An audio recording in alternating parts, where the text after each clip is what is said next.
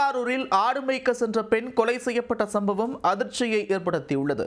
தனியாக இருந்தவரிடம் அத்துமீறலில் ஈடுபட்ட இருவர் தண்ணீரில் மூழ்கடித்து கொலை செய்யப்பட்டதன் பகீர் பின்னணி என்ன?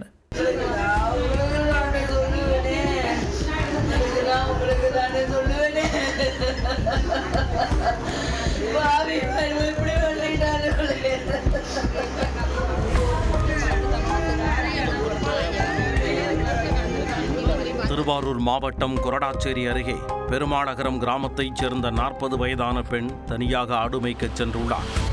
ஆள் நடமாட்டம் இல்லாத பகுதியில் அவர் ஆடு மேய்த்துக் கொண்டிருந்த போது அங்கு இருவர் வந்துள்ளனர். மதுபோதையில் இருந்த அந்த நபர்கள் தனியாக இருந்த பெண்ணிடம் அத்துமீற முயன்றதாக கூறப்படுகிறது. அந்த பெண் அவர்களிடம் இருந்து தப்பிக்க கடுமையாக போராடி உள்ளார். ஆனால் மதுபோதை தலைக்கேறிய நிலையில் அந்த பெண்ணை பாண்டவை ஆற்றில் தள்ளி நீரில் மூழ்கடித்துள்ளனர். அங்கு ஆட்கள் வருவதைக் கண்டதும் அவர்கள் ஆற்றங்கரையில் இருந்து தப்பி ஓடியுள்ளனர். பின்னர் அருகே சென்று பார்த்தபோது ஆடு மேய்க்கச் சென்ற பெண் மயக்க நிலையில் கிடந்துள்ளார். உடனே அவரை மீட்டு திருவாரூர் அரசு மருத்துவக் கல்லூரி மருத்துவமனைக்கு தூக்கிச் சென்றனர். அங்கு பரிசோதனை செய்த மருத்துவர்கள் அவர் ஏற்கனவே இறந்து விட்டதாக கூறியுள்ளனர்.